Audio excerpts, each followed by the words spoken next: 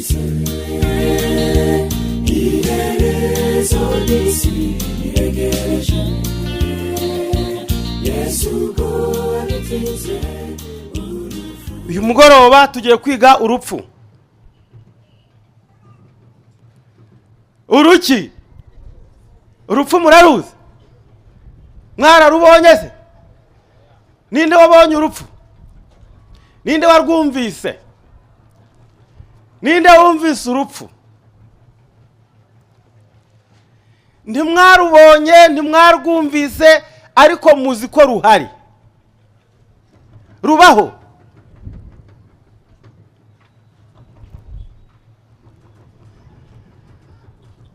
Urupfu tugiye kureba yuko atari umurage wacu. Ndongera ngarukiye ku magambo twize ejo. Turongera dusubire mu itangiriro. Turasubira mu itangiriro igice cya mbere. Turongera duhere ku isomo nyamukuru mu masomo ya Bibiliya. Iri ni isomo kaminuza. Isomo ryerekana itangira rya muntu. Itangiriro igice cya mbere umurongo wa 26. Uwiteka Imana iravuga iti tureme abantu bagira ishusho yacu base natwe batware amafi yo mu nyanja n'inyoni n'ibisiga byo mu kirere. Tureme abantu bafite ishusho yacu. Ejo twize ko umuntu yaremwe asa n'Imana. Yagomba guhabwa inshingano agakora. Akagira ibyo akorera Imana. Yagomba kuba igisonga gikiranuka kandi kigendeye mu mahame shingiro y'Imana. Imana imaze kurema uyu muntu, igitekerezo cyo kumurema kimaze kurangira, nibwo umuntu aremwe. Umuntu turongera tukamusanga mu itangiriro igice cya kabiri umurongo wa 8. Ariko reka duhere ku wa 7. Uwiteka Imana irema umuntu mu mukungugu wo hasi, imuhumekera mu mazuru umwuka w'ubugingo, umuntu ahinduka ubugingo buzima. Uyu muntu rero abaye muzima. Ararebye, aravuze, arakoze, arabajije, aratekereje, aribajije, atangiye no kwisubiza. Kuko abaye muzima, Imana iramujyana imukebera iparisere yo kubamo kandi imuheramo n'amategeko ya yandi twizejo. Ku giti cyose cyo muri iyi ngobyi uzaje urya imbuto zaco uko ushaka. 17. Ariko igiti kimenyesha icyiza n'ikibi ntuzakiryeho, kuko ku munsi wakiriyeho no gupfa uzapfa. Ubwo ribaye itegeko, urupfu rubayeho, itegeko ry'Imana, kuko ku munsi wakiriyeho no gupfa uzapfa.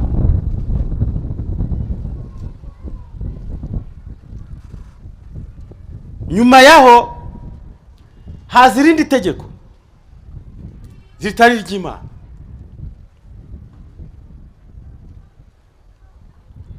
Itangiriro igice cya 3. Murabona ko ndi kwihuta ku masomo. Ndi kuyihutamo cyane, mfite impamvu. Weho buri somo turacyaho urimenyere umwanya waryo urishiramo wowe ubwawe.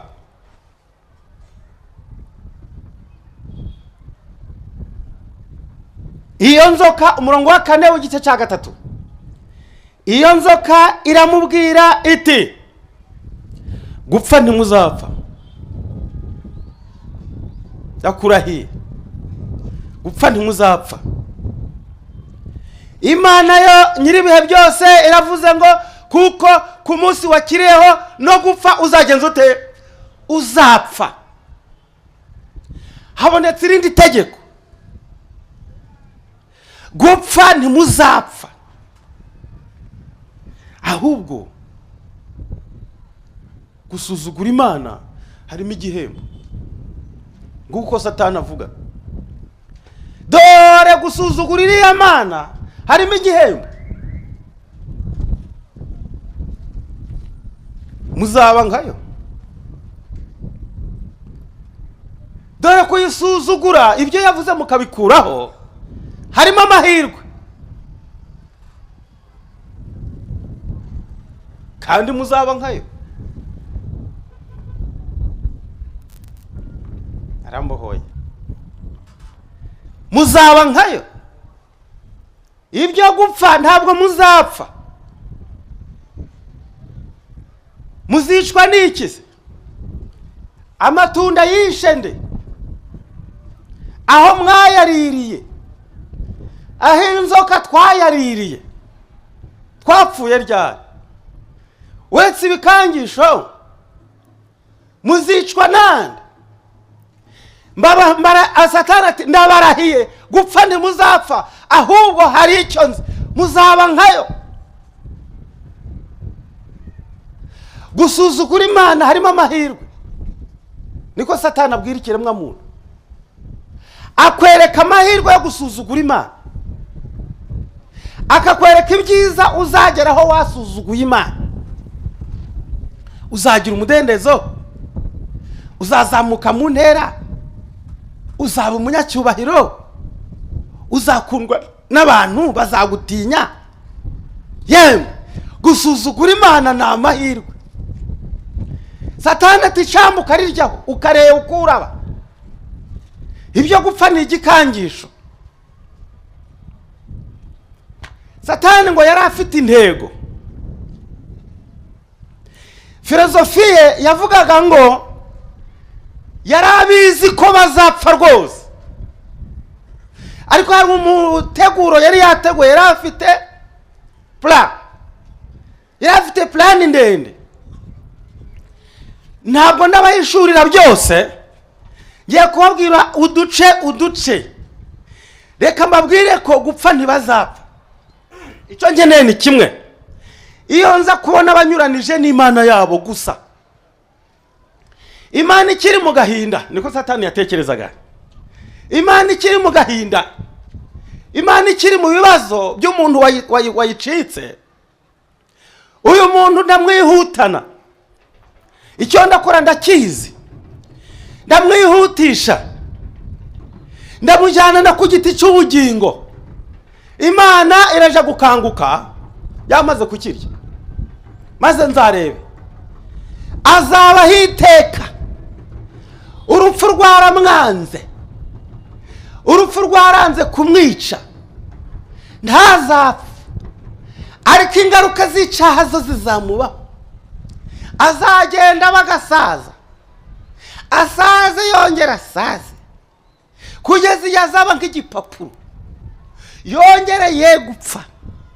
Azarwara, bazifuza urupfu ntibazarubona. Imana bazayituka ku manywa na nijoro. Tuzaba ari udusaza twinshi n'utwuzukuru n'utuvivi n'utuvivura, bwose buryamye mu mihanda. Aho dusaza tuzagwa, tuzumira aho ngaho ariko ubudapfa. Bazaba amagufa yonyine masa, ariko urupfu rubange. Hazabaho gutuka Imana iteka ryose. Satani niwo mugambi yari afite.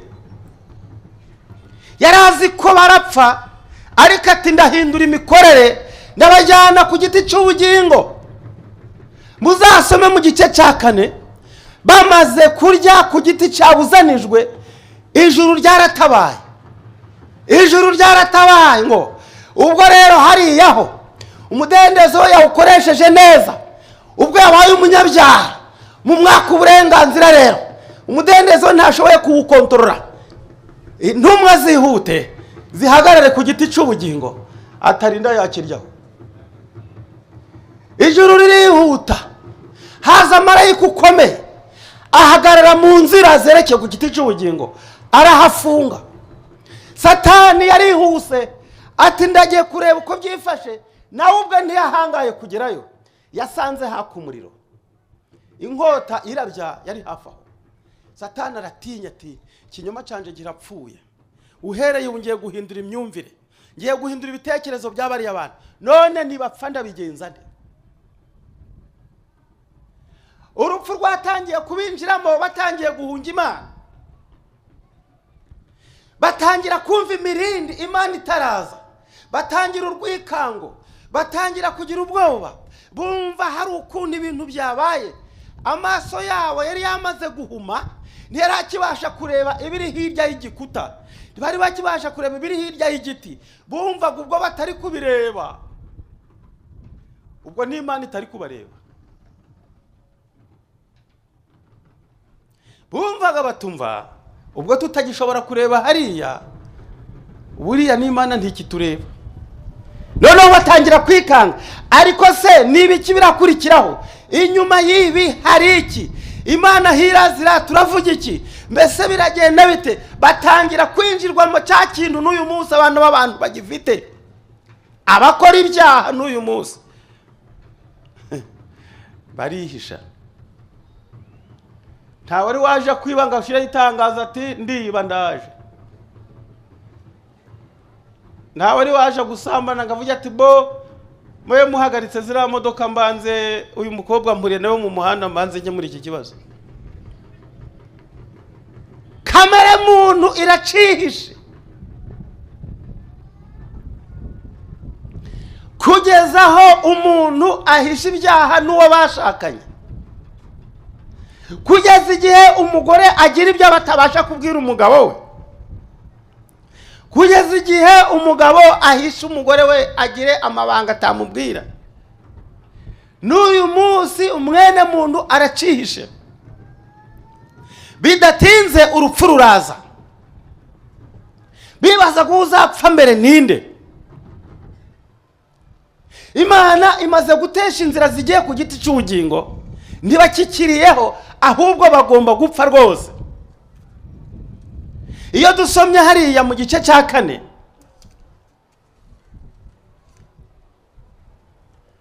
ya magambo nababwiye ari mu gice cya 3 murongo 22 kuzamuka, birukanwa mu Edeni.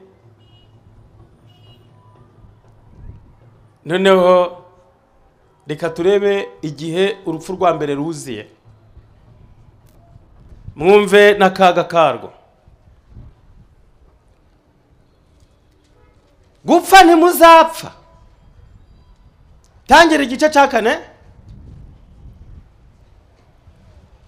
uhere ku murongo wa 8, niho urugamba rwari ruhiye. Kayini abibwira Abeli murumuna we, kandi bari mu gasozi.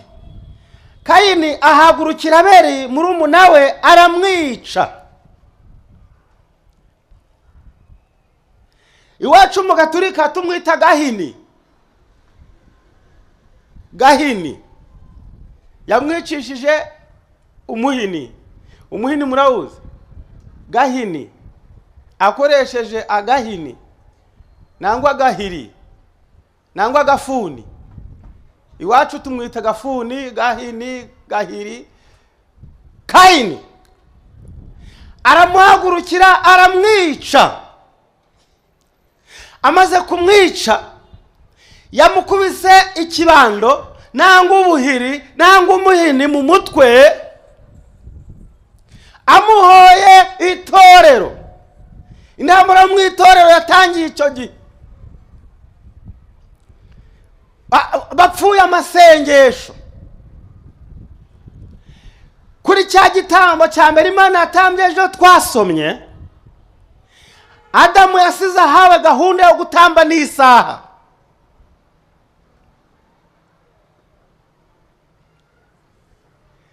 Isaha y'ikigereranyo ni 9. Iyo saha yari isaha y'igitambo kuva Imana yatamba bwa mbere kugeza Karuvari, ni 9 z'amanywa.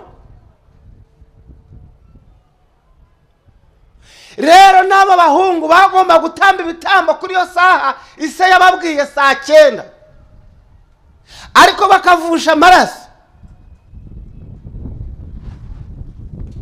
Kayini wari umuhinzi na Abeli wari umworozi bagomba gufatanya umurimo.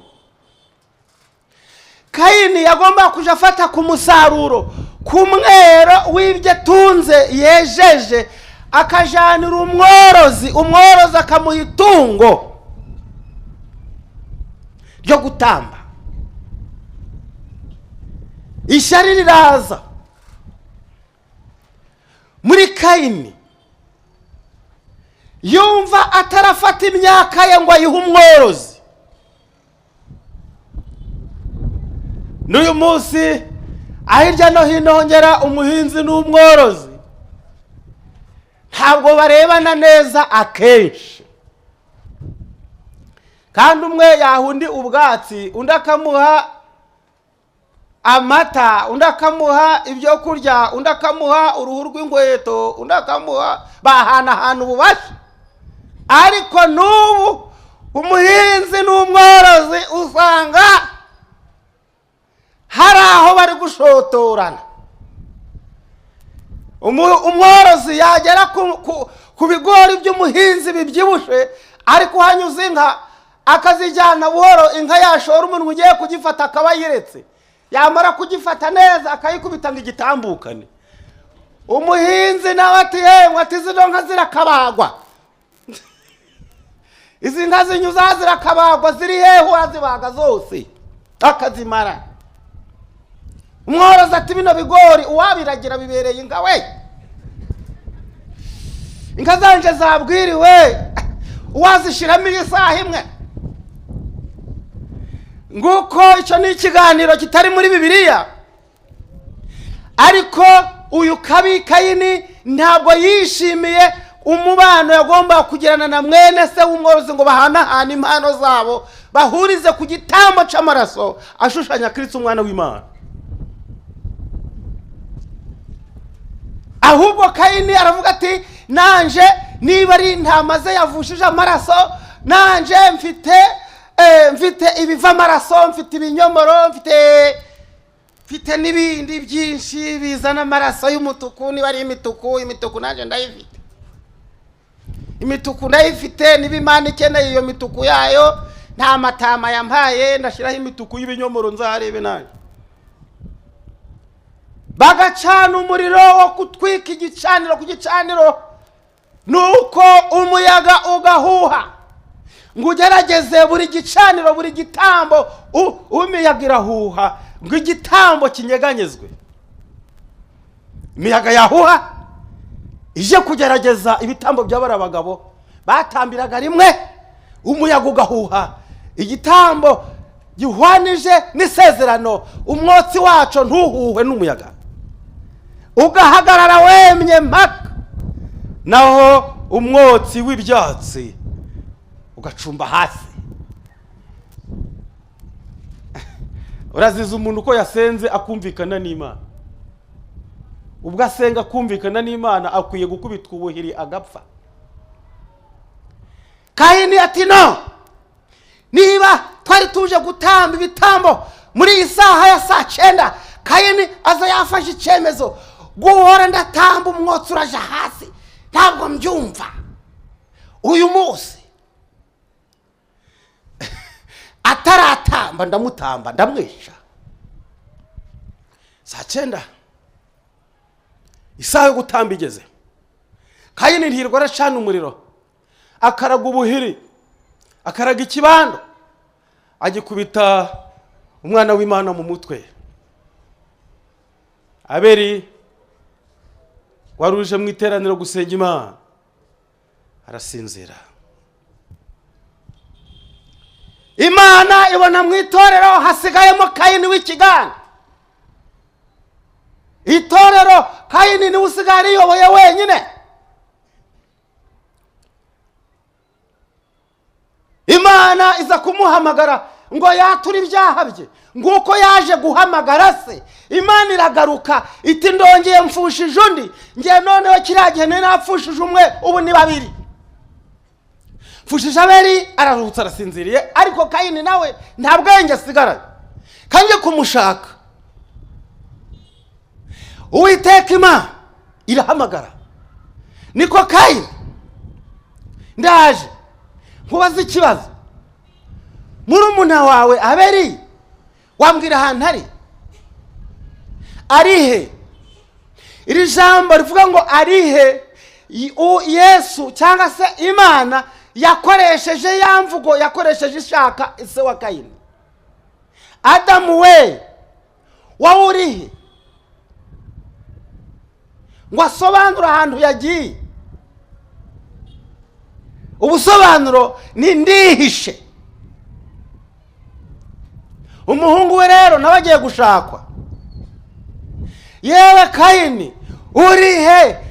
Wa muntu wa mugenzi wawe murumuna wawe Abeli ko yaraje mu materaniro, ko yagomba gutamba igitambo, ko igitambo cye nta kibonye, none kari weho nsanze hamwitorero. Yewe Kayini we Abeli ari?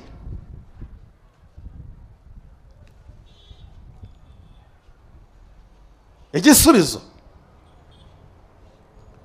ndabizi se, urukumbariza iki? Ntumbaze ibyo abizera bawe, ahubwo se ko ari usenguka mwumva uwo ahubwo umwibaze ari nyine. Ntabwo nzi yari uri kumumbaza se ndi umurinzi we, pari wowe urinda abantu bawe, ahubwo ari soma wumva uko Kayini yasubije. Ntumbaze ikibazo. Iyo Uwiteka ati murumuna wawe Abeli arihe, Kayini arasubiza ndabizi se.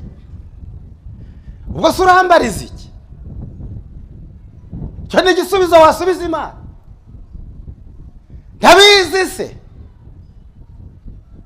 Urambaza se ubundi wanshinze kumurinda, ko nawe ubaza n'ibidasobanutse, ko numva kuri Imana ukaba ari wowe urinda abo waremye, ukarinda data n'abakwizera basenga neza batari jewe, ahubwo nawe byibaze yapfuye uri.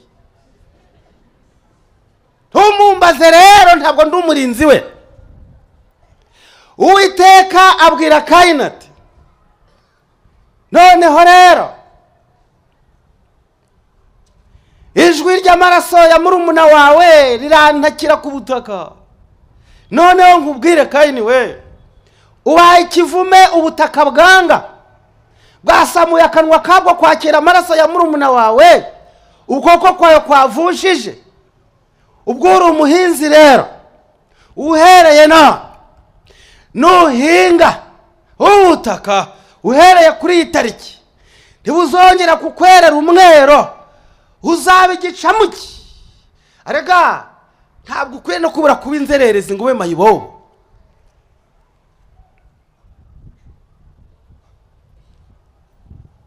Kayini abwira Uwiteka ati oya, ibyo byo nto nabyihanganira.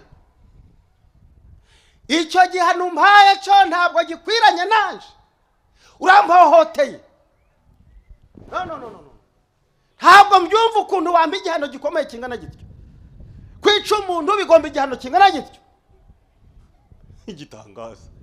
Ariko namwe nimwumve rwose. Ndashaka ko mwumva akaga k'umwana w'umuntu. We yari yishe iki? Yishe umuntu. Nuhinga ntuzeza. Ubwo sarapfuye. Ubwo ntakirihora. Si uko hazera bikeya gusa. Ikindi uzaje uragenda uzerere, uzaburisha ikizo, uri inzerereza. Kayini abwira Uwiteka ati igihano umpanye kirenze ico nakwihanganira. No. Ntabwo ibyo byo nabyihanganira. Urambabaje. Bose ico ni igihano abantu b'Imana bahabwa. Ntamwishe yego. Ntamwishe byo. Ariko rero nawe urankabirije.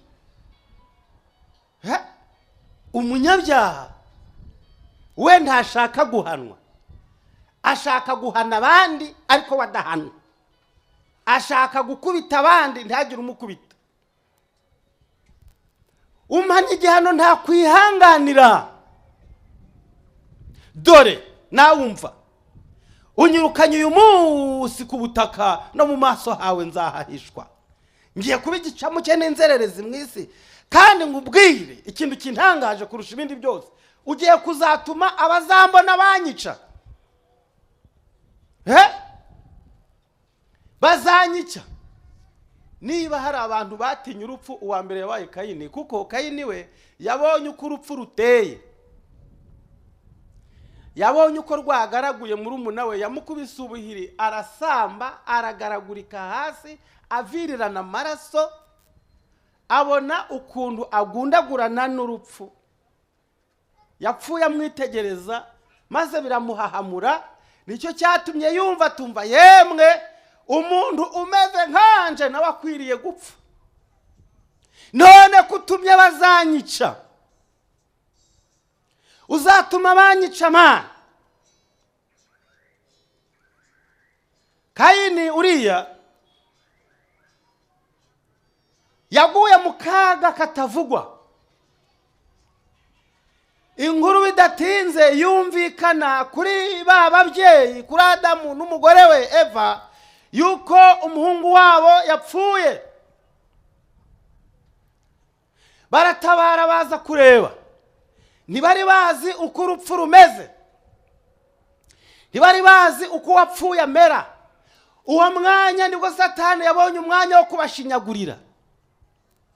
Cya kinyoma cye Satani yari yahinze umushitsi, ati ndagirana ko none umuntu apfuye, ndagira nte ko bagiye guhishukirwa n'ibyanje byose. Arayinjira mu bwenge bwabo, ntiyaragisaba uruhusa, kuko yarabonye irembo rikinguye ribinjiramo. Aja mu bwonko arabigisha, arabahugura ati muhumure, uyu muntu wanyu, uyu muhungu wanyu burya ntabwo yapfuye.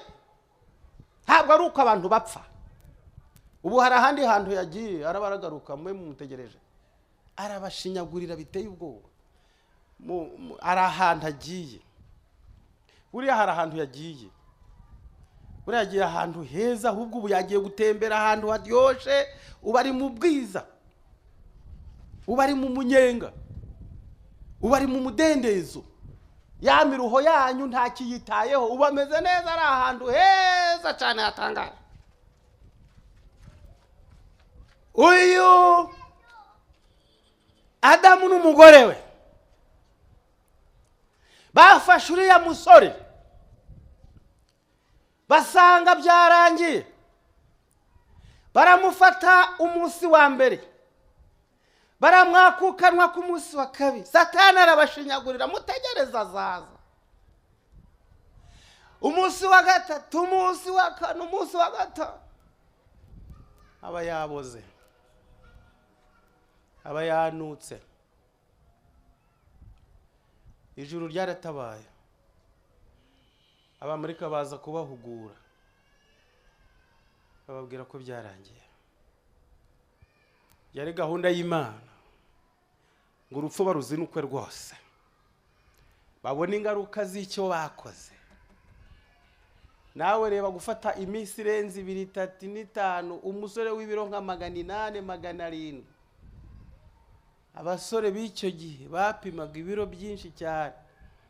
Tuvuga ko Adamu ubwe, uburemere bwe, yakururaga ibiro hagati ya 900 na 50 n'igihumbi. Uburemere bwa Adamu. Umugore we yari hagati ya 800 na 900. Urumva abo basore uko bari bameze? Abana babo bari muri za 700, bari bagikura ari abasore. Fata ibiro 700 byapfuye, ubifate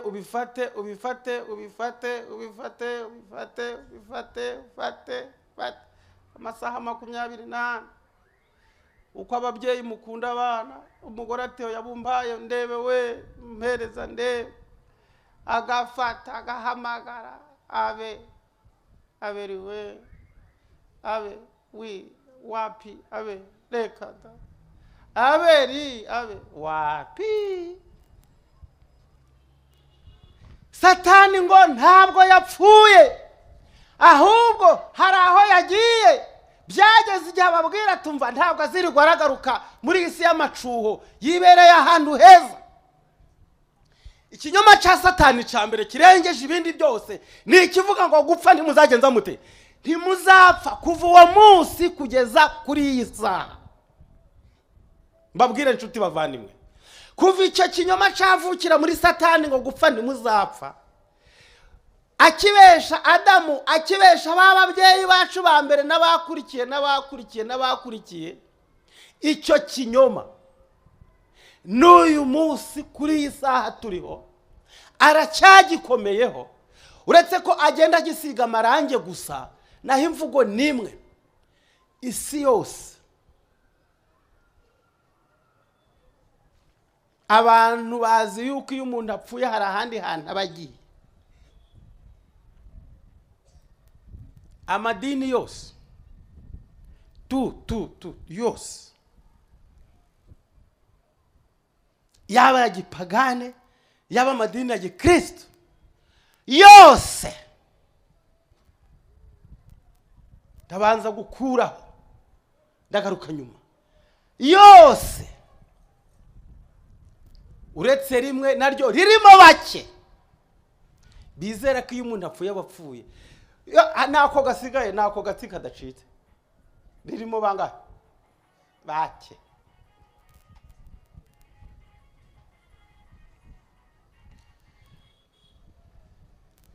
Amadini yaba ya gipagane yaba ya gikristo yose, uretse rimwe gusa rifite iryo hame, naryo iryo hame ryizerwa n'abakeya muri ryo, ko iyo umuntu apfuye nta kindi abazi, nta kundi gutekereza, nta bundi buzima. Amadini yose bemera ko iyo umuntu apfuye hari ahandi hantu abagiye. Amadini ya gipagane, iry'idini navukiyemo rya gipagane iyiwacu, bari bafite imana yitwa Rutindangezi na Nyiramukiga. Abandi mu Rwanda bafite ryangombe rya Babinga mwene Nyundo.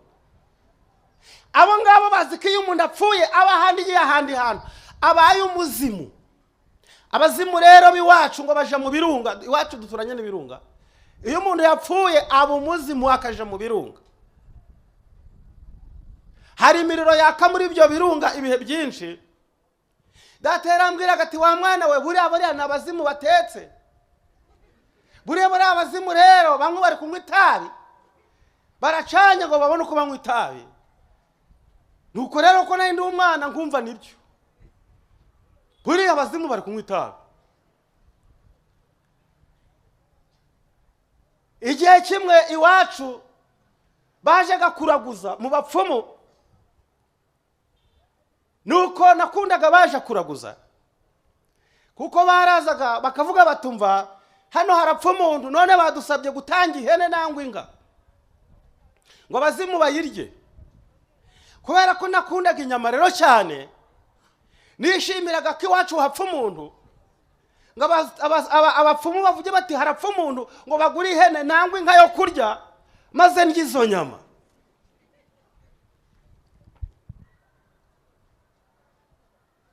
Idini ryo mu Buhinde,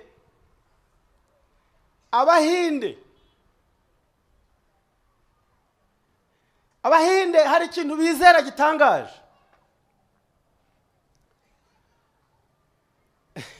Ushobora kuja mu Buhinde ugashira amafaranga mu muhanda ntibazayashikire, ntibayibe. Mu Buhinde ntabwo biba, kubera idini ryawo ryababujije kwiba, kuko barabigishije ngo iyo umuntu yibye, keretse abanyarwanda ubwo cyangwa bagiye kuzageraho n'abarundi bazabigisha kwiba.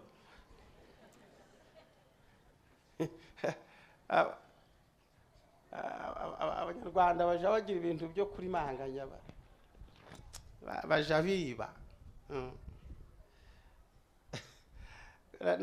Nigeze kujya hariya Igoma mu myaka nk'itandatu ishize, nagiye Igoma ngiye gushaka amakabure y'amashanyarazi, mu Rwanda ntayarariyo. Ngeze Igoma sanga amafaranga najyanye ni make cyane, aravamo imisoro gusa.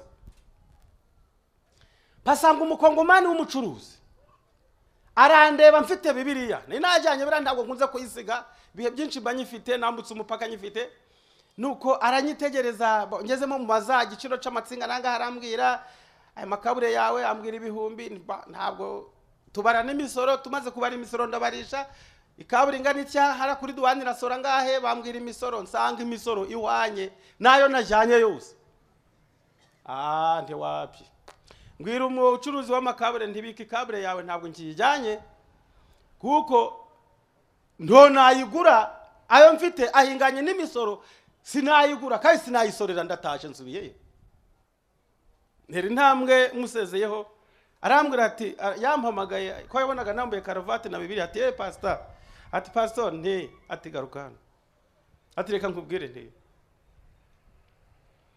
ati kweli si ubwa mbere nkubonye ndi cyane wowe si ubwa mbere umbonye ndi rwose ati reka ze nkwereke nti ahamagara umushoferi we ati we shoferi ati pakiri yo kabure cyane uyu mupasitoro umugeze kuri duwani ayisorere ayambukana yijyane wabo je ndamutegereza zanzanira amafaranga hey tekarabaye bo sawa ndaza arapakiye nicaye muri kabine turaje pick-up iraje tugeza kuri duwane barapakuruye barapimye ndasoze maze gusora bampaye igikamyo kirayigeza iwacu mu Ruhengeri ndagiye ngeze mu baturage iwacu mu Kinigi muri komine babonye kabure y'amashanyarazi bati ni igitangaza urayizanye ntindayizanye ariko n'ubugingo bwanje nzanye mbabwira uko byabaye bati naje nafashe umuhigo ngo kubera kwizera kuriya mugabo ubu nubwo amafaranga abaturage batinda kuyansubiza niteguye kugurisha ibyo ntunze byose itariki yambwiye akabona nambutse umupaka muzaniye amafaranga nta nyandiko twandikanywe na ngeya amafaranga kubw'amahirwe mba ndayabonye na mbere y'icyo gihe nahagurutse iwacu saa 12 saa 2 nari kuri duwane saa 2 n'igice nari mu mujyi wa Goma namaze kuvunzisha amadolari saa 4 igeze umugabo witwa Shinge utazi ikinyarwanda na gike abona ndinjiye arashiguka aratangara ati pastor unakuya kabisa kweli nimekuja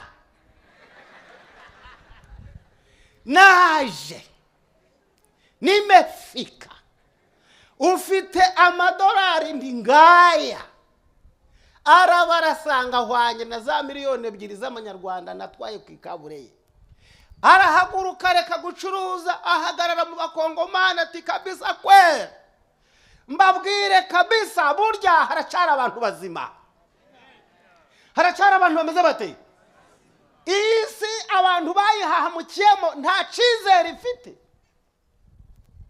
ubu kwizera umuntu biragoye arakubwira ati ndiza amafaranga aho ngaho ndayazanye mu kanya naho nitike yo kwigendera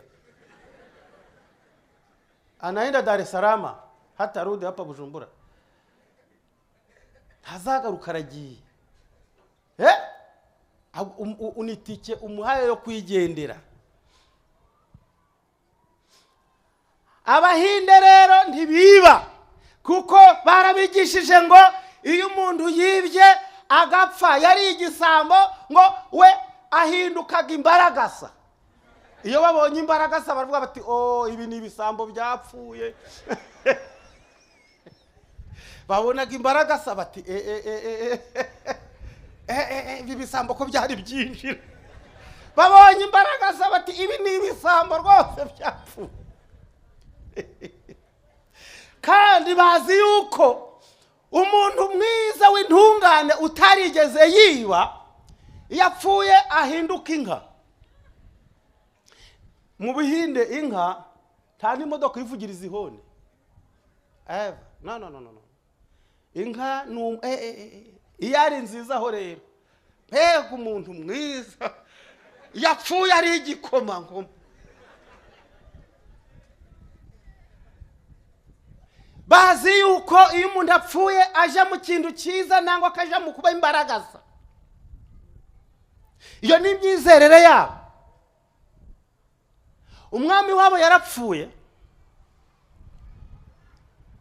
baramutwika, hari imico bagera yo gutwika. Ivu rye yari yaratanze itegeko ngo arashaka kuzategeka Afurika na Aziya n'Ubuhinde. Atariko njyewe umusinapfuye ivu ryanje muzarijyane ahantu Nili hariya muri Victoria, aho Nili iva isosoka muri Victoria igiye, aho niho ivu rye barisize n'icyapa cye kiracahasishinze.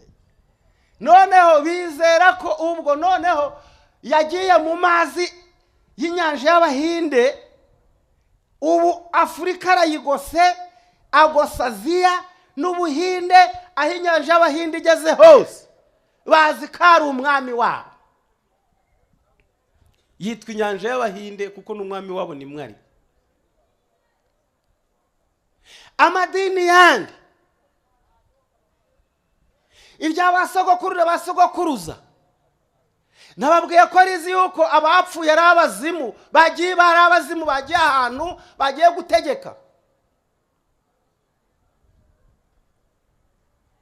Byageze igihe iryo dini barinyigisha neza kugeza igihe nifuza gupfa kubera gukunda inyama. Navugaga nariko ko none batari kuzana inyama ubu biragenda bite, ndi umva kugira ngo ndye inyama neza. Rero iyo abana ari mfuye noneho jewe nkaba umuzimu rero nabonaga iwacu babahaye nk'inyama nka rimwe mu mwaka, kabiri gusa, nkumva ni gakeya.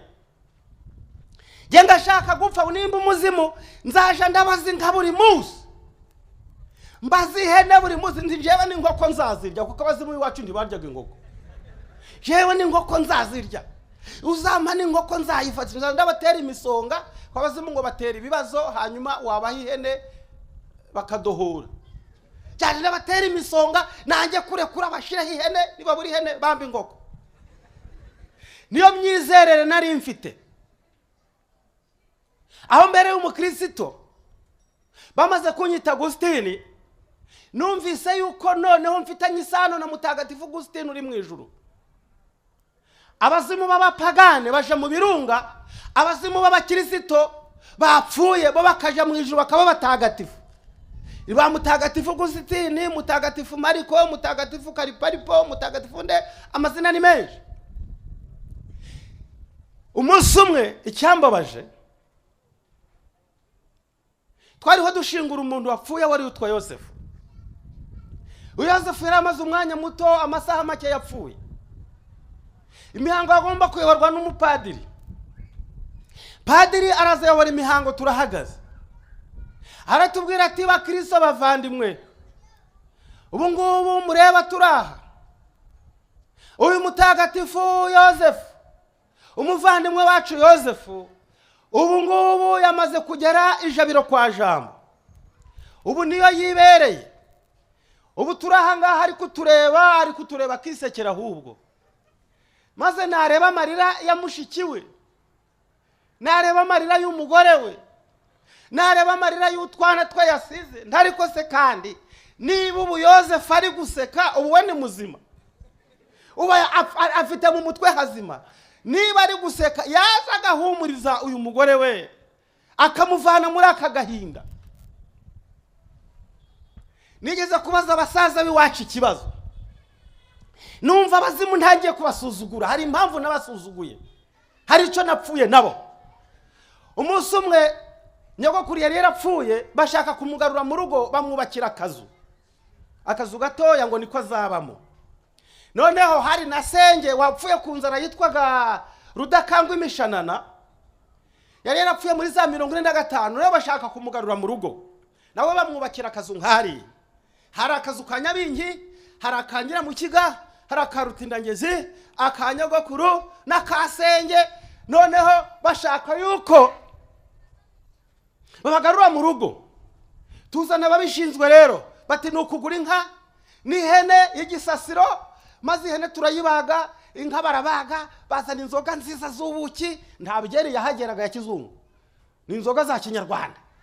Turanywa turasinda, turya inyama zisigaye turazimanika aho ngaho turazibika tuti na hejo, tuzishira mu ngoro ya Nyabingi. Habaye ni nijoro, imbwa ziraza zirazitunda za nyama zose zirazikurura zirazijyana. Tujya gukanguka mu gitondo ngo duteke inyama turazibura. Tuzishatse turakurikiraho imbwa zazinyujije, dusanga zazijanye pfo mu muhora w'umubande waraho. Zirazirya zirazinanirwa, izasigaye intozi murazizi. Intozi ziraza zizijyamo ziruzura, wasangaga intozi zabaye akagunda ari ikirundo. Kuva uwo munsi abazimu ndabanga. Mbega ukunda abazimu ari ibicucu.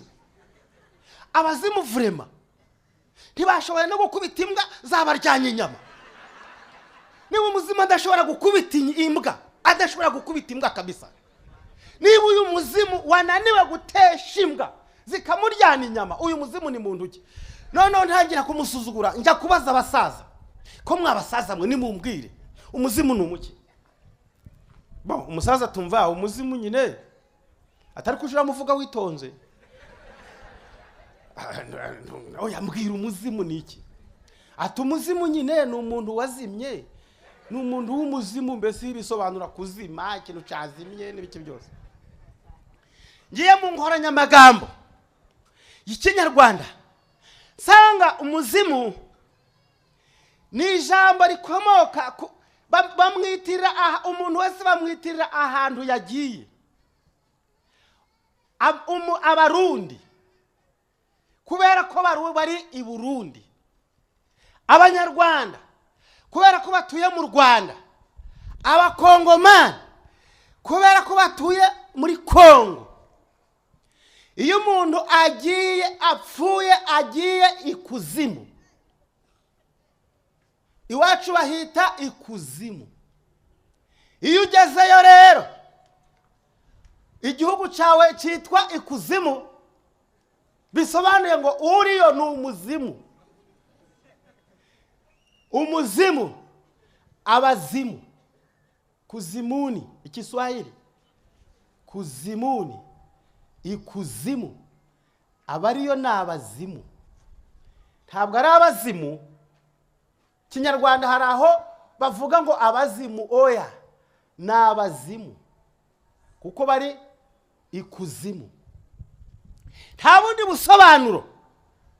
Kandi abo bari ikuzimu ntibumva, ntibavuga, ntibatekereza, ntibazirikana, ntibibuka, ntibarwana, ntibagira imipaka, nta politike, nta mashuri, nta gifaransa, nta mibare, nta kwishira hejuru, nta gasuzuguro.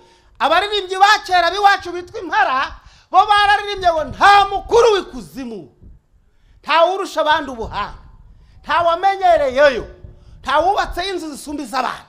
Abariyo bose banganya ububasha, banganya ubushobozi. Imvugo nimwe, indimi zirangana, nta gishinwa, nta kirundi, hakuna kiswahili, nta kifaransa, nta giheburayo, oya nta matematiki iriho, nta migambwe. Imigambwe isigara hano iwacu ku isi. Ntaco wasanga ngo ukorereyo, nta sambu, nta buhinzi, nta fumbire, nta mvura, nta nkuba, nta migezi, nta nzuzi, nta bucuruzi. Nahuye n'ikibazo mu myaka mike yishize hano inyuma iwacu mu Rwanda, aho umukobwa witwa Alice, uyu mukobwa witwa Alice yari mu idini ry'Abapantekote, aza kubura mu gihe naka ntibamubona, arongera habonekeye aza yakiyogoje, ati njewe mvuye ikuzimu yemwe. Batiye ati mvuyeyo, ati maze y'imyaka 6, ati nageze ikuzimu, ati nasanze ibintu bikomeye, hari amazu meza, hari abagore n'abagabo, hari abana n'abakobwa, hari abapasitori, hari ibicuruzwa, hari inganda, hari amamodoka, hari ibintu bitangaje cyane. Hari abatayeri badoda imishono ngo za pasura zavuye kuzimu niyo bazidodera. Ngo badefirije imitsatsi, amavuta adefirize mu mutsatsi ngo akorerwe kuzimu. Nuka kaza mu nsengero z'abapentekote kugeza igihe abantu badakwirwa mu nsengero baje kuri stade. Atangira kuzenguruka amastade. Akaza agahagarara imbere y'abantu ati maze imyaka 6 ikuzimu yemwe. Abandi ngo haleluya, abandi ngo amena. Bati mushiki wacu agiye kutubwira ubuhamya, haleluya, abandi ngo amena. Abantu bize Bibiliya kandi bafite Bibiliya mu ntoke zabo, bazi yuko Bibiliya ivuga ngo umurimo wawe wose werekejeho amaboko uwukorana umwete, kuko ikuzimu aho uzaja nta mirimo, nta gutekereza kuzabayo. Uwo mukobwa bamuhaye amafaranga, ahagiye gutanga ubuhamya bagatanga amafaranga, amaze kugwiza arisha poteya. Ubu ntawe sinzi ahantu aba kugeza ubu.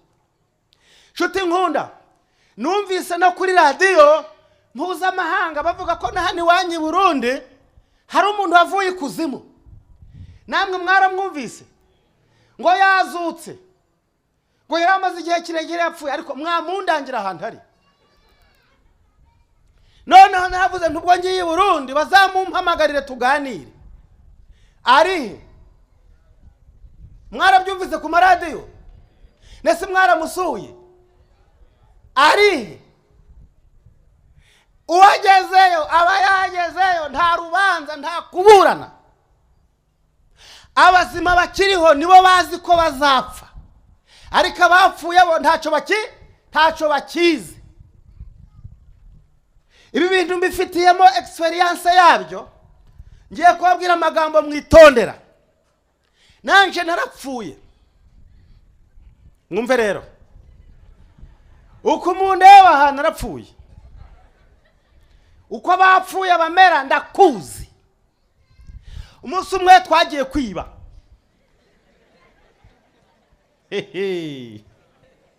Bati none iki gisambo rwose.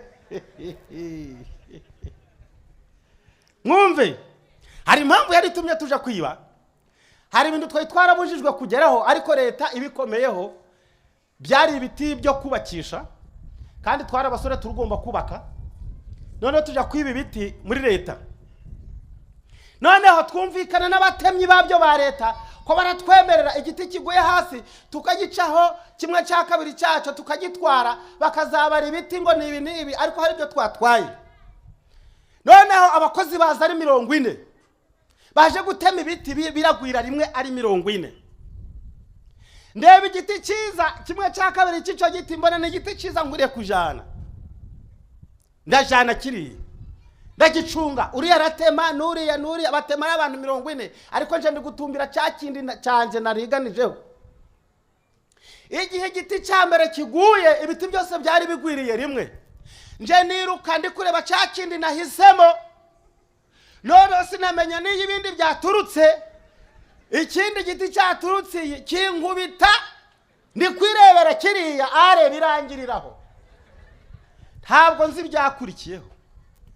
Nibere iyo ngiyo, abaterura baraterura, abajana kwa muganga baraheba arikorera, bajana kwa muganga. Ubwo ngo basigaye bari gucunga agatsi katoya kari gutera mu kiganza, mu nkengero z'ikiganza hano mu ntangiro z'ukuboko. Bumva hari akantu gakeya kagitera, bati mujanire muganga. Muganga aravura, basanga amaraso ya umutwe muno na nubu ndacafite mu mubande, igufa ryarangiritse, amaraso yatembye aje munda.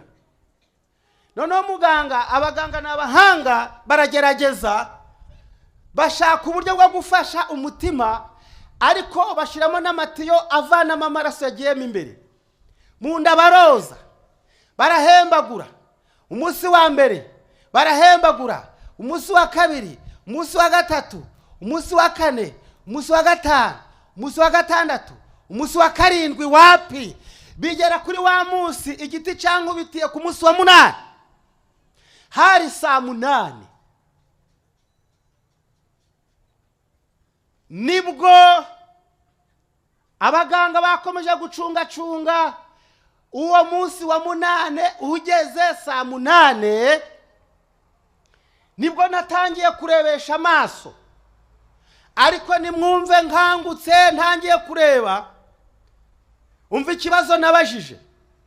Narabajije ngo yemwe ko narakangutse mbona mama ahagaze nkaha, mbona n'abazungu babiri b'ababikira bampagaze iruhande, ndababaza ngo umuhoro wanje urihe? Nyuma y'iminsi ngahe, reka mbabwire ko abapfuye aho bapfiriye nuko bapfuye bazakanguka nari byo barimo. Uwapfuye yiba azakanguka yiba. Nari napfuye ndi kwiba, ndi kubaza ngo umuhoro wanje urihe, n'igiti cyanje kirihe?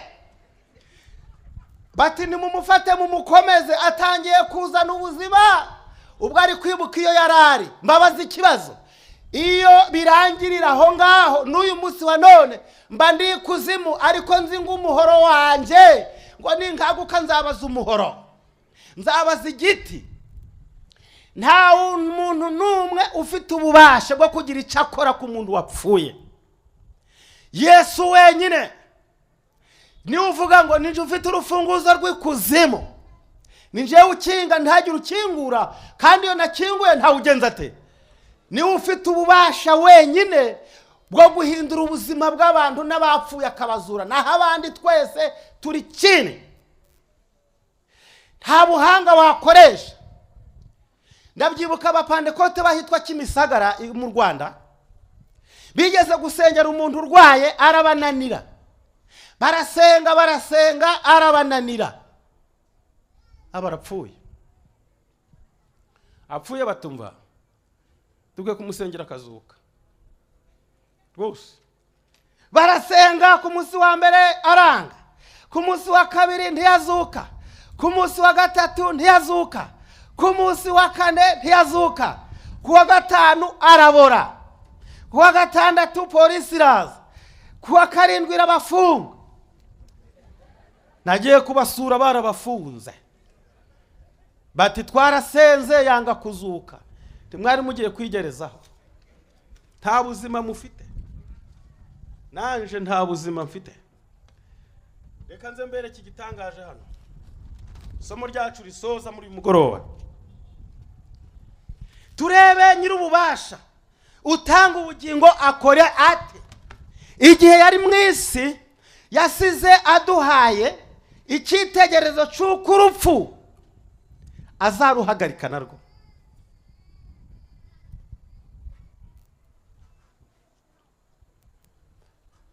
Urupfu narwo azaruhagarika, niwe wenyine ufite ububasha. Turahasanga mu gice cya 11 cya Yohana, ndahasoma nihuse kugira ngo dusoze.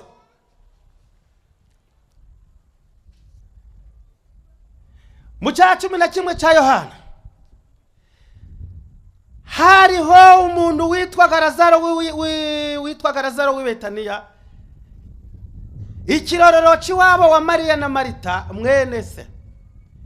Mariya uwo niwe warasize umwami Yesu amavuta ku birenge, akabihanaguza umusatsi we. Musaza w'uwo ni Lazaro wa wundi wari urwaye. Nuko bashiki be batuma kuri Yesu bati databuja ubukunda yararwaye.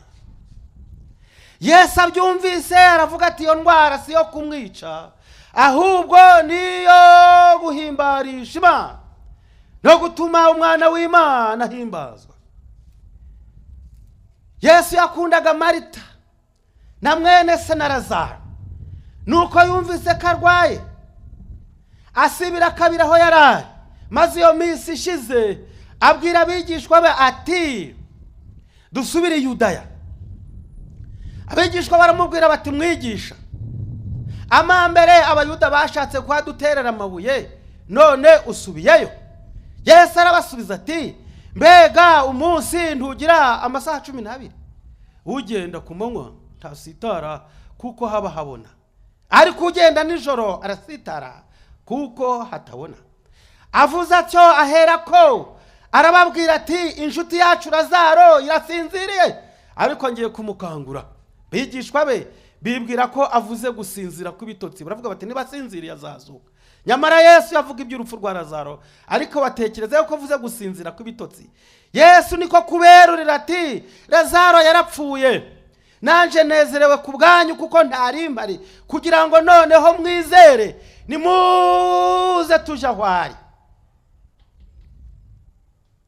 Toma witwaga Didumo abwira abigishwa bagenzi be ati natwe nimuze tujyane nawe dupfane nawe. Narasomye ngo iri jambo Toma yavuze ngo niryo jambo ry'abagabo yavuze ryonyine mu buzima bwe bwose. Ngo nibwo bwari ubwa mbere avuze ijambo ry'abagabo, ijambo rikomeza abandi.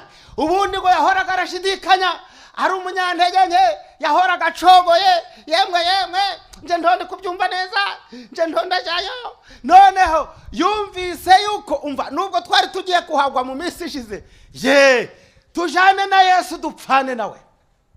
Toma akomeza abagenzi bati bene data nimuhumure, nimuze tujyane turapfana na Yesu. Burya yumvaga ko gupfana na Yesu ari ubutwari, yihagararaho. Noneho amaze kuyagararaho baragenda. 20 Marita yumvise ko Yesu aje aramusanganira, ariko Mariya asigara yicaye mu nzu. Marita abwira Yesu ati databuja, iyaba wari hano watinze, waratinze mwana. Iyo uza kuba hano mbizi neza musaza wanje ntaba yararinze yapfa. Ni igitangaza. Uyu mugore yagarukirizaga ubushobozi bwa Yesu ku barwayi gusa. Yarazi ko akiza abarwayi ariko ko atazura abapfuye. Musaza wanje ntaba yarapfuye, kandi cyakora n'ubu nzi yuko ibyo usabye Imana byose Imana izabiguha. Yesu aramubwira ati madamu, musaza wawe azazuka. Ijambo ritangaje cyane. Yewe mugore we, uriya musaza wawe azazuka. Uyu mugore nawe yarafite kwizera gutangaje kuja kuntangaza. Aramubwira ati databuja, nzi yuko azazuka, ariko azazuka umuzuko wo ku munsi w'imperuka. Umva ikintu kija kindangaza abantu b'Imana. N'uyu munsi nabo dufite ubu hari abatizera ko kumperuka bazazuka. Reba uyu mugore wa kera yizeraga ko kumperuka abantu bazagenza bate. Yesu aramubwira ati wa mugore we, nubwo uri umwizera zamuka mu ntera, witegereza imperuka, nije kuzuka n'ubugingo. Unyizera naho yaba yapfuye azagenza ate? Azabaho. Nije kuzuka n'ubugingo, witegereza imperuka naje. Burya no ku mperuka nije uzaba waje, n'ubu naje. Nije rero kuzuka niki? N'ubugingo wa mugore we. Yesu aramubaza ati mbese madamu, ahubwo ibyo ngubwiye wizeye ibyo? Umugore arakwepa ntiyahamya neza. Aramubwira ati databuja, nizeye yuko uri Kristo wa wundi ukuye kuza mu isi. Aragenda ahamagara mwene se, nawe araza. Ngeze kuri 32. Mariya agezeho Yesu ari, amubonye nawe yikubita imbere y'ibirenge bye. Nawe aramubwira ati databuja, yaba wari hano musaza wanje ntaba yarapfuye. Yesu amubonye ararira. Arongera abona abayuda ararira. Yesu yongera kurira. Abantu batangira kuvuga bati dore nimurebe uko Yesu nawe arize. Ariko Yesu yararijijwe n'uburyarya bw'abayuda bari aho ngaho. Mu bico y'abayuda, iyo umuntu yapfushaga hari abazaga kuboroga. Muri icyo gihe rero kubera business nyinshi, abantu amarira yari yarabashizemo batagishobora kurira. Bashiraho ikipe izaje ikorera amafaranga. ikipe yo gukorera amafaranga, kuko baravuga ati ntabwo twapfusha igihe cyacu ubusa. Igihe cyo gupfusha ubusa cyarashize. Hano mu gisagara cya Bujumbura nta gihe cyo kuboroga gihari, ahubwo turaba twagiye gukorera amafaranga. None kuko ari umuhango wo kuboroga, rero mushake abantu bo guhembwa amafaranga baje bararira tubaha amafaranga, ariko niba uri umuhango wo kurira ubeho. Hari timu rero iri kuboroga ikorera amafaranga. Hayi Lazaro we, Lazaro yarapfuye, Lazaro yarapfuye. Bakaboroga saa sita yagera bagakuranwa, bamwe bakaja kunywa, bandi bakaja kurya, bagasiga abandi bari kurira bavayo bahaze, bati turariye turahaze, abashonje mugende. Lazaro we, Lazaro wapfuye. Yesu abonye izo ndyarya, zibonye Yesu nazo zirongera zitera mu musomyo, zirarira ziraboroga. Yesu nabonye uburyarya bwabo, abonye no kutizera kwabo, kandi ngo nabari kongera kwica Lazaro bangaga Lazaro, bavuga ati yamaze arapfa, ibyo yari yirihaye ngo azatandukana n'abandi, ngo yabaye umwizera napfe yo gapfa. Ariko nabo bari mu itimu yabarira, bari gukorera amafaranga. Hayi Lazaro we, hayi Lazaro. Yesu abonye uburyarya bwabo arongera ararira, abonye kutizera kwabo ararira. Bati dore ko yakundaga Lazaro nawe ararize. Abandi ngo wararira ngo kandi sintazuraga bapfuye. Ubuhore katurebe twamufashe. Burya rero mbabwire, uwo n'umufarisayo umwe ati burya babandi yazuye bose nta numwe wari wapfuye. Kwari ukubesha, yari yarabye gusa bagira ngo yapfuye. Burya kwa nta wari wapfuye. Ubuhore kature uyu munsi twamufashe, twamwifatiye. Nshuti nkunda, Yesu yongera kurira arababaza ati none se mwamushizehe? Bati ngwino urebe, twe turahakwigereza turahaza. Ubu havayo urebe. Baramujana bamugeza kwisenga munsi y'ibuye aho bamuhambye. Yesu arababwira ati areba igituro yari amazeyo 4. Lazaro yarapfuye nyuma y'iminsi 4 amaze kubora, kandi yari yaraboze koko. Ahagarara imbere y'igituro, abayuda ngo reka ndebe, ngo bose bari bategereje kumumwaza no kumukoba no kumukoza isoni uwo munsi. Bamwe ari bari bateguye gutyaza amajwi yo kurwanya Imana. Yesu ahagarara imbere y'igituro arakireba, atanga itegeko. Mw'abayuda mwe, mukureho ariya mabuye yanyu mwashizeho, muvaneho amabuye mwashizeho, kuko akazi kanyu ni uguhamba ntimugira ubugingo. Nimwe mwahambye, mukureho amabuye yanyu. Nyiri ubugingo naje, ndashaka gutanga ubugingo. Hari impamvu yatumye abategeka gukuraho amabuye. Iya mbere, mu murimo wa Yesu akeneye abamufasha gukuraho amabuye agatanga ubugingo. Ubu natwe igikorwa cyacu uyu munsi, iyi porogaramu yateguwe n'iri torero rya Jabe, twebwe turakuraho amabuye, Yesu atanga ubugingo. Akazi kacu ni ugukuraho amabuye, turamufasha Yesu kugira ngo atange ubuzima mu basinziriye. Abayuda bagomba gukuraho amabuye. Icya kabiri, ayo mabuye yabo y'ubugome bagomba kuyakuraho. Nicyo cyigisha ngo n'abariho mu idini muri iki gihe murasabwa gukuraho amabuye mwashize mu nzira. Mwashize amabuye menshi ku bantu bapfiriye mu byaha. Mwabatwikirije amabuye y'ubugome, amabuye y'umujinya, amabuye yo kunegura, amabuye y'inzangano, amabuye y'amatiku, amabuye y'uburyarya. Yesu arababwira ngo mbere yuko ntanga ubugingo mu mujyi wa Bujumbura, abari mu idini mubanze mukureho amabuye mwashizeho, muvane mwayo mabuye, Imana itanga ubugingo mu bana bayo. Uyu munsi wari umunsi ukomeye, ntabwo wagomba kwibagirana mu mateka y'itorero. Abayuda babwira Yesu bati oya, n'abashiki be bati oya, mwigisha yarabuze. ari kunuka. Yesu ati ntanze itegeko, yanuka yagira ate, abana banje njewe abanyabyaha banje ntibanukira, mukureho amabuye. Abaha itegeko, abarebye babona byakomeye, bihutira kuyakuraho, ariko basize imiswara ku munwa. Ni igitangaza rwose, ni igitangaza rwose. Agakuraho ibuye akitaza, agakuraho ibuye akitaza, agakuraho ibuye akitaza. Noneho amabuye yabo baba barayamaze, bari kwinukiriza, baja hirya bati bati nguriya Lazaro koko yari yaraboze, n'ibitambaro bamuziritsemo byari byuzuye amazi y'ububore. Yesu rero atera intambwe imwe, kabiri, gatatu, ahagarara mu mbaraga ya Data wa twese. Areba igituro kigira ubwoba, igituro kirikanga. Nta bwoba yigeze agira nk'ubwo abapantekote, nta bwoba yigeze agira nk'ubwanje.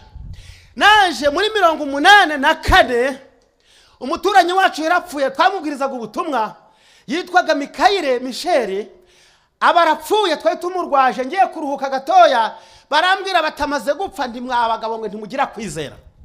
Ndavuga nti Imana, uyu Michel ngiye kumwerekaniraho ububasha bwawe, uyu munsi ndamuzura. Havuga nti Michel arazuka byanze bikunze. Fata icyemezo, ndagenda ndasenga mbwira Imana, umva rero Mana, rwose yapfuye byo byarangiye, ariko ubu ngiye kumuzura. Igihe mpagurutse nk'ugiye kumuzura, ijwi rirambwira ngo oya buretse, abantu babanze baze ari benshi, babanze bacukure, nibamara gucukura abo hirya no hino bose baraho, kugira ngo iyo nkuru yamamare, ubutumwa bwiza bwamamare, umuzure imbaga y'abantu hibereye. None ndamuzura nte? Tangira kwitoza, ndamuzura rwose, ariko ni igitangaza. Ngibuka amasomo, mwebwe abizera muzabwira n'imisozi ngo shinguka hujaha. Mwebwe abizeye muzakora n'ibirenze ibyo nakoze. Nkibuka Petero, nkibuka Paulo n'abandi, kuki bazuye abapfuye. Nanje nkaba ndi umwizera, ndamuzura. Ibi byo ntako byigoragora, ahubwo igisigaye ni kimwe.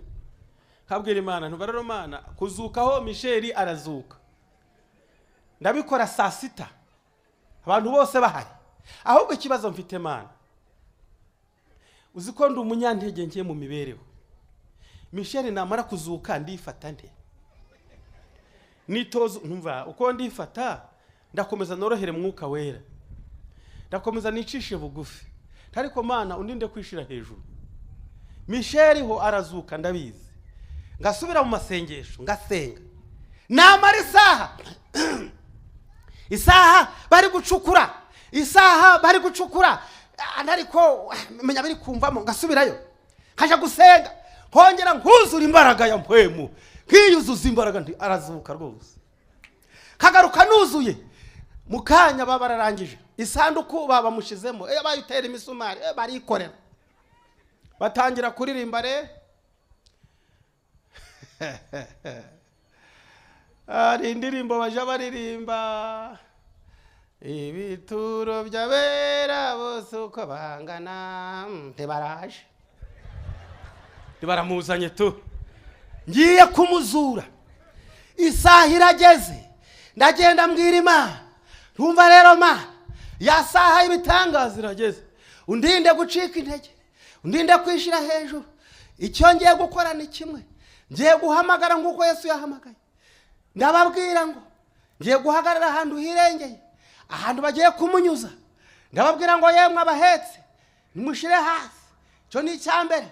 Icya kabiri, ndahamagara ngo Michel kanguka, maze akanguke muri kiriya gisanduku, agitera imigeri, maze ijuru ryiyerekane, uko abantu baraseka bakaririmba. Nari ndi kubibona, areba baraje.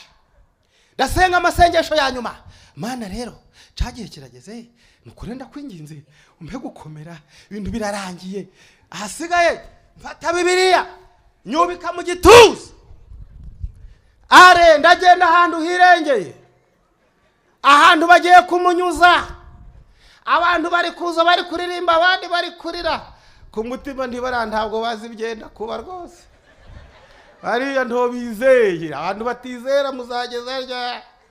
Mba nteye intambwe mpagarara hahandi ndamuhamagarira, baraza baramuzanye, nanje ndi gutumba mu mwuka, giye guhamagara baraje, maze igihe bangeze imbere, ijwi ryo guhamagara ndarikanda, ntigiye guhamagara ngo mishe, ndatumba.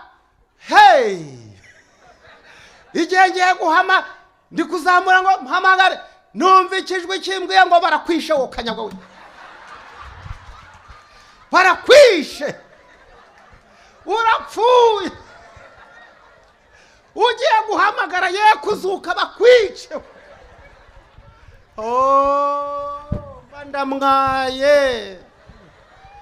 Mba ndamwaye, agahinda karanyica, mba ngiye kuririra inyuma y'ibiti byaraho, igihe abandi baba bari gushingura nje ndi kurira, arananira kuko nta bugingo nari mfite muri nge.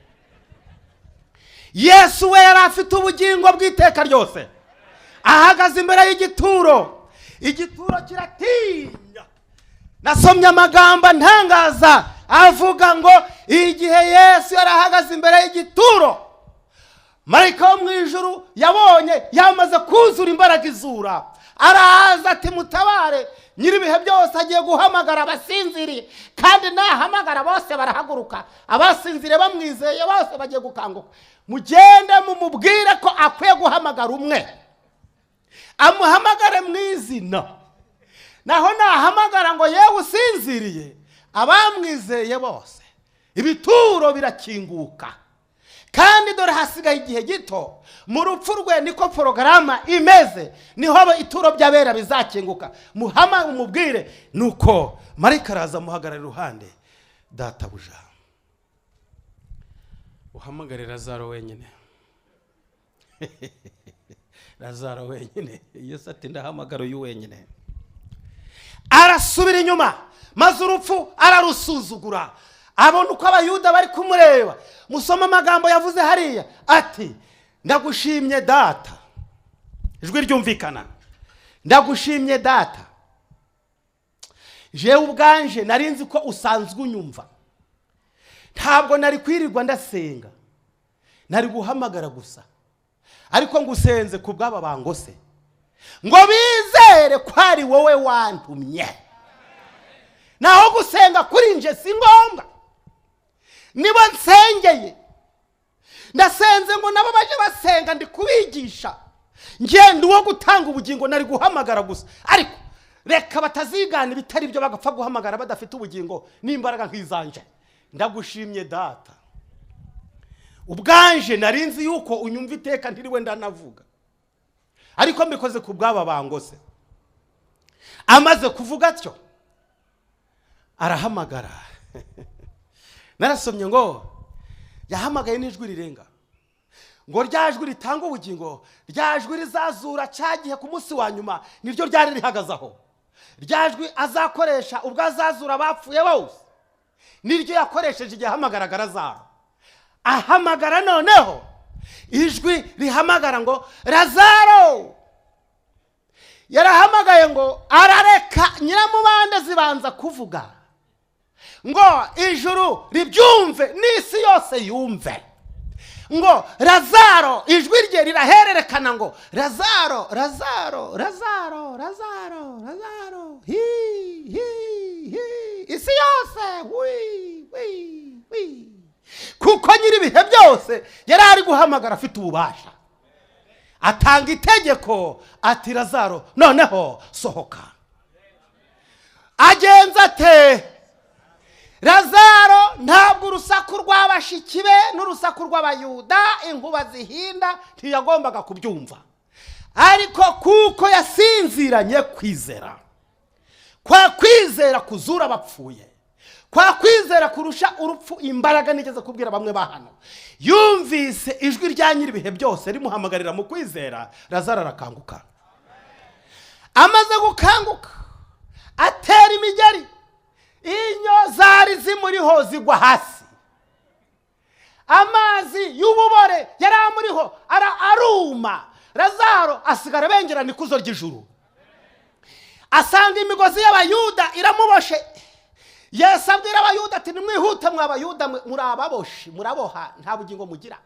Mumubohore kandi mumureka agende. Abwira abashiki be ati umva namwe nimugende mumuhe ibyo kurya yirire. Arisonzeye amaze kane atarya. Muje kumuha ibyo kurya yirire kandi mumuhe ahage. Muri uwo mwanya Lazaro ahaguruka yumvise ijwi rya nyiribihe byose. Uwo Yesu utanga ubugingo wo kwizerwa niwe inshuti yacu magara. Araduhamagara muri uyu mwanya nje nawe ko mbese murabyizera ibyo kandi nje utanga ubugingo. Yesu ushobora kugira abakomeye mu muryango wawe bakureba gusa wapfuye ntaco bakora.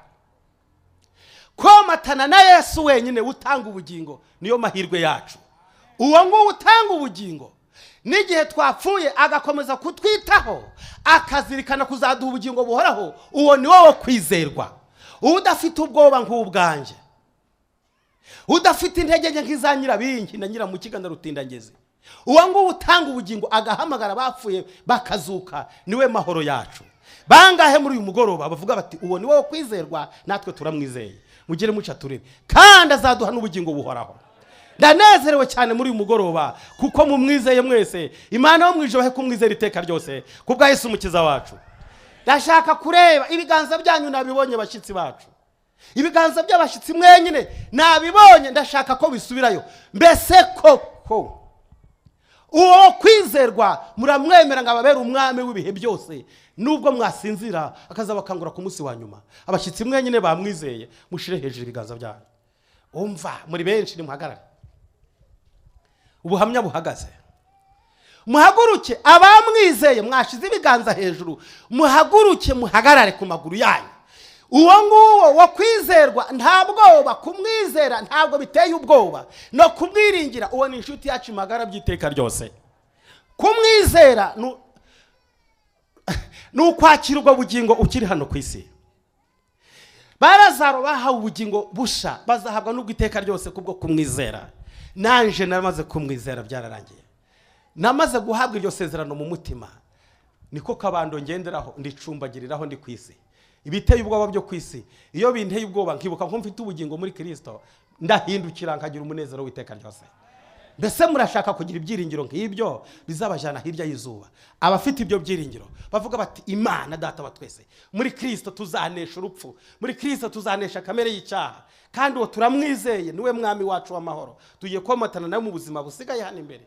Nimuze hano imbere, muhagarare hano imbere tuhahurire. Ufite ubwoba ntirirwa araza, ntabwo akeneye abanyabwoba. Ndasaba abakuru b'itorero ngo muze mubakore mu biganza. Yesu ntabwo akeneye abanyabwoba. Abamwizera bamaramaje mu mitima yabo. Ufite ubwoba yiyicarire yibereye iwabo mu bwoba. Abamwizeye mwese nimuze hano imbere. Imana ibahe umugisha. Nimwumve.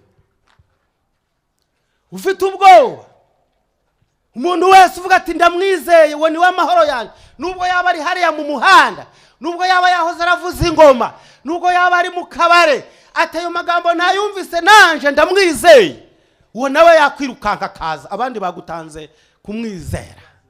Gwino wicaye mu iteranya kuvuga ati ndabigenza nte nimpaguruka baranseka. Nta waguseka. Imana yo mu ijuru ifite abo yateganirije gahunda. Reka mbabwire inshuti, iteka aho mfite ibiterane nanga ibikorane nk'ibi, ntabwo nja nemera za ndirimbo zihamagara abantu bucece. Oya, mureke baze. Nta ndirimbo zihari. Abamarika babaririmbire mu mitima yabo. Mureke baze ijuru riririmba ry'ubwaryo, twe turaririmba nyuma. Ijuru riririmbane n'abangaba bamaze kwitanga. Aba mubonye bahagurutse, iri teraniro rihagaze imbere yanyu, aba babaye imfura z'aya mavuna. Ubu rero ivuna rirabyaye. Ubijuru ryamaze kwerekana ko rihomye ikimenyetso kuri aya mavuna y'itorero rya Jabe. ndabamenyesha yuko ejo tuziga amazi y'Imana. Ku isabato hari umubatizo ukomeye cyane. Wa mbere w'izi mfura z'aya mavuna zizabatizwa ku isabato. Bashaka kubatizwa ngo bakire ubugingo busha muri Kristo, ntabwo dutinda. Imana iguha umugisha mushiki wacu, baze bakwakira abayobozi b'itorero, ngwino nkuyakirire. Imana iguha umugisha. Wowe undi yaje nakwakire, turabatije ku isabato. Ndasaba abayobozi b'itorero bashira amazi muri Yorodani. Izi mfura z'aya mavuna zigomba kubatizwa ku isabato. Hazaba igitaramo cy'uko babatijwe. Ubu ngiye gutegura impano zabo, ngiye kuzibara, uze kumbarira imibare yabo. Nanje ngiye kubara imibare y'impano ngomba kubaha. Izi ni imfura z'aya mavuna. Ubwo rero nukuvuga ngo mubakire, bari hari mutsinde muze ku isabato. Ni umubatizo mu gitondo kare. Ibi ndabitangaje. Abandi akuru b'itorero bagenzi banze abajejwe shengero nabo barongera babihamye ko ndi guhamya ibyo bahamya. Ku isabato saa 2 umubatizo zabo watangiye. Nshuti nkunda, musengere mu mitima yanyu. Hari ikintu nzasaba mwebwe abasanze mu itorero, mukenyere. Cyo nzabasaba muzakimba ndabizi, kuko mbafitiye icizere, muzamfasha guheka uru rubyaro rwa Yesu. Muzamfasha guheka uru rubyaro. Ubu Yesu arabyaye, abahungu n'abakobwa be bavutse. Amabuye ya Satani yarakinze bituro yavuyeho. Yesu yatanze ubugingo mu mitima yabo. Nibangahe banezerewe cyane. Oh, Imana ibaha umugisha. Ndongera kubaza abagize ishengero rya Jabe n'inshuti zanyu mwese badivantise musoka rimwe. Bangahe bemera babikuye ku mutima, bavuga bati aba bantu bahisemo natwe turabashigikiye kandi tuzabana n'abiteka ryose. Ushira ibiganza hejuru turebe. Imana yo mu ijuru baha umugisha. Reka mbaze nabo bahagaze hano imbere. Mwebwe mwahagurutse muhagaze hano imbere, ibiganza byanyu birakenewe muri uyu mwanya bihamya uwo Yesu twamwemeye byiteka ryose. Ntabwo ari agahato, nta n'ibishuko byahabaye. Twamwizeye, tumwizeye ntituzasubira inyuma. Mwongere mu bihamisha ibiganza byanyu muhagaze hano imbere, muhamye mutyo. Mwababonye se bahamije kubwo kwizera. Imana ibaha umugisha. Reka nsabe umuyobozi w'itorero uri hafi yanje w'umukurambere asenge, abashira imbere y'Imana, afata igikoresho hano asenge, abibwira Imana. Dusenge Imana. Mana data rugira byose, uhoraho Imana yacu byagiye aheraho mu ijuru, izina ryawe rihabwa icubahiro. Amen. Mana uhoraho, wakoze ibitangaza, tumaze iminsi ngaha turiko turakurikirana iri jambo ryawe.